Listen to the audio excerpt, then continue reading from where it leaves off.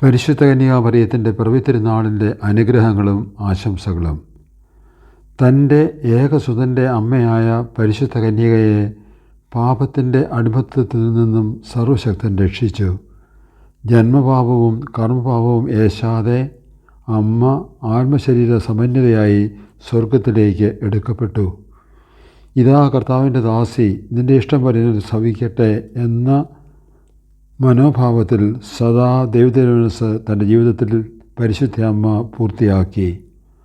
നന്മ നിറഞ്ഞവളെ നിനക്ക് സ്വസ്തി എന്ന അഭിവാദ്യത്തിന് അമ്മ എന്നും യോഗ്യയായിരുന്നു.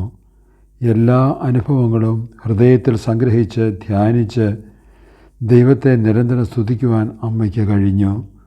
കുരിശിൻ്റെ ചുവട്ടിൽ ഈശോയെ പരമപിതാവിന് സമർപ്പിച്ച് നമ്മെ എല്ലാവരെയും മക്കളാക്കി അമ്മ സ്വീകരിച്ചു. ഖാനായിലെ കല്യാണത്തിൽ വീഞ്ഞു തീർന്നപ്പോൾ ആരും ആവശ്യപ്പെട്ടില്ലെങ്കിലും അമ്മ മകനോട് പറഞ്ഞ് വേണ്ടത് ചെയ്യിക്കുന്നു. ഇതേ കരുതലോടുകൂടി മക്കളുടെ കാര്യങ്ങളെല്ലാം അമ്മ അന്വേഷിക്കുന്നു. ഈശോയുടെ മരണശേഷം സ്ലീഹന്മാരുടെ തണൽ മാതാവാണ്. ദുഃഖിതനായ പത്രോസിനെ മാതാവ് ആശ്വസിപ്പിക്കുന്നു. പന്തക്കുസ്ത തിരുനാളിൽ മാതാവ് അവരുടെ കൂടെയുണ്ട്.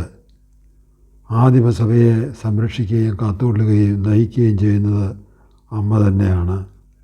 പത്രോസ് ശ്ലീഹ മാതാവിൻ്റെ അടുക്കൽ വന്ന് തൻ്റെ ദുഃഖം, തൻ്റെ വിഷമം മാറ്റുന്നത് മനോഹരമായി ചാവറയച്ചൻ അദ്ദേഹത്തിൻ്റെ കാവ്യത്തിൽ ആത്മാനുതാപം എന്ന പുസ്തകത്തിൽ വിവരിക്കുന്നുണ്ട്. സ്നേഹം നിറഞ്ഞ പരിശുദ്ധ അമ്മേ, ഈ തിരുനാളിൽ ഞങ്ങളെ ഓരോരുത്തരെയും അനുഗ്രഹിക്കണമേ. തിരുസഭയെ ആശീർവദിക്കണമേ. ഭാരതസഭയെയും സിറോ മലബാർ സഭയെയും അങ്ങയുടെ സംരക്ഷണത്തിൽ കാത്തുകൊള്ളണമേ. ഞങ്ങളുടെ എല്ലാ ആവശ്യ നേരത്തും ഞങ്ങളുടെ കൂടെ ഉണ്ടായിരിക്കണമേ. നന്മ നിറഞ്ഞ മറിയമേ സ്വസ്തി, കർത്താവ് അങ്ങയുടെ കൂടെ സ്ത്രീകളെ അങ്ങ് അനുഗ്രഹിക്കപ്പെട്ടവളാകുന്നു.